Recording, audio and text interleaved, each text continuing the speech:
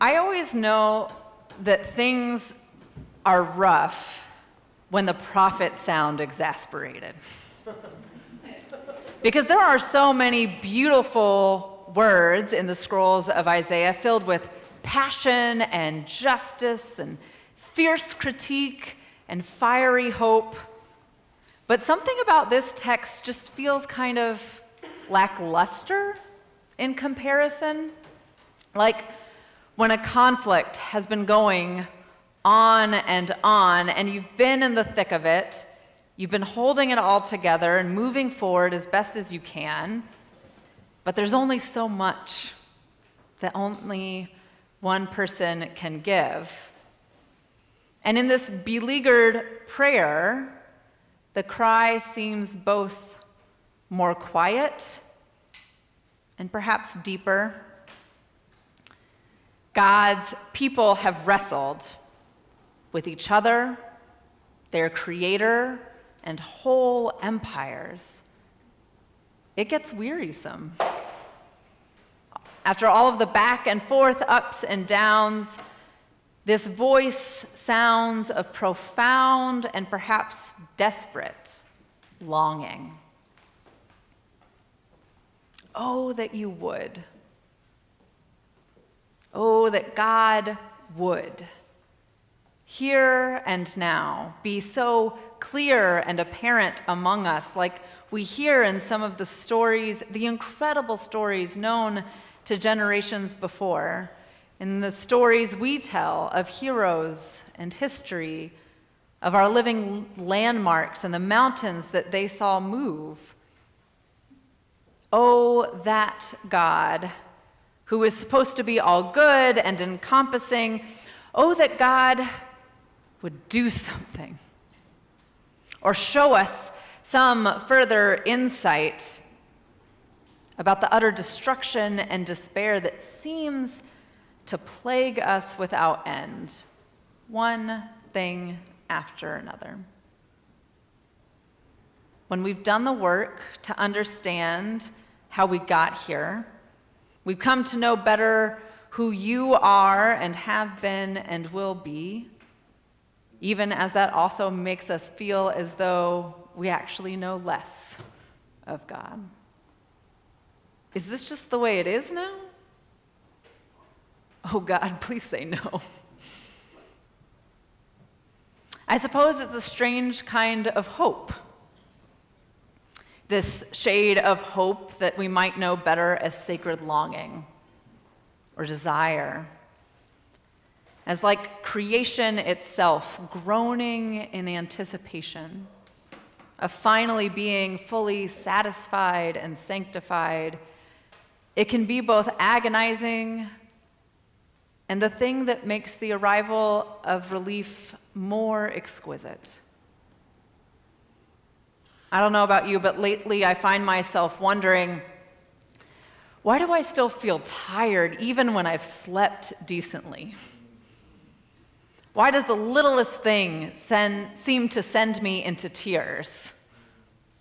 Why does my stress level go from 0 to 60 on one day and can just flatline the next?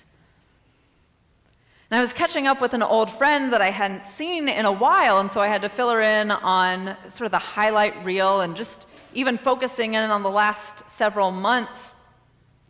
I realized, both personally and collectively, while the long arc shows growth and joy, there is also just so much loss and death, transition, trauma, and turmoil, seemingly one after the other. I've jokingly asked friends which wrong bone I touched to awaken such things. But no wonder we feel so weary. And how does a weary world rejoice? The voice of the prophet rings out. Yet, O Lord, you are our Father, and we are the clay, and you are the potter. We are all the work of your hand. Do not be exceedingly angry, O Lord, and do not remember iniquity forever. Now consider, we are all your people. We are your people. Even under a skilled and practiced hand, clay creations are imperfect and fragile and always reflective of their maker. We are your people. When everything is spent, what disrupts the cycle of hurt and harm, what calls back to that deep longing, what remains, what arrives at last, is this belonging, an intimate nearness. We are all the work of your hand. We are your people.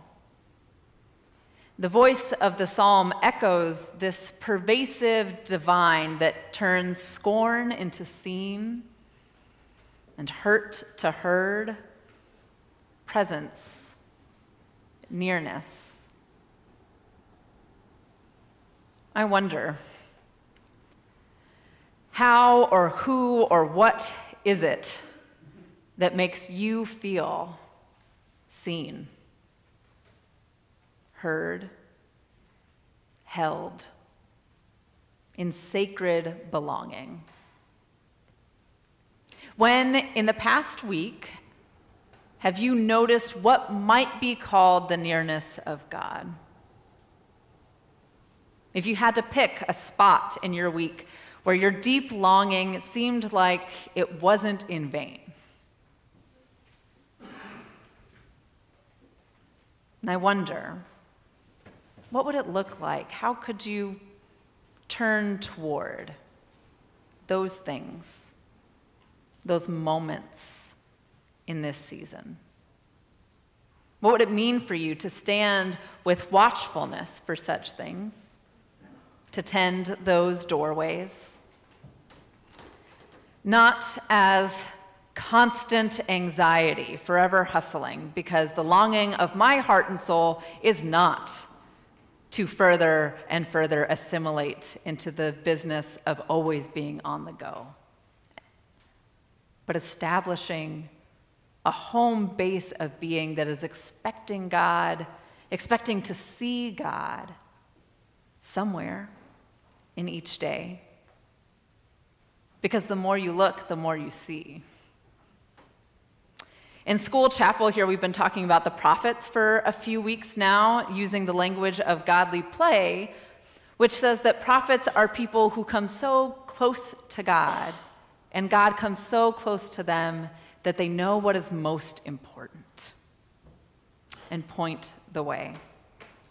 They knew something important was about to happen in Bethlehem. They didn't know exactly what would happen, but they knew something was happening here. Stop. Watch. Pay attention. And after hearing their stories, I asked the students, what do you and your families do to get ready for something important? And they answered, clean. Read. Gather. Eat, and rest.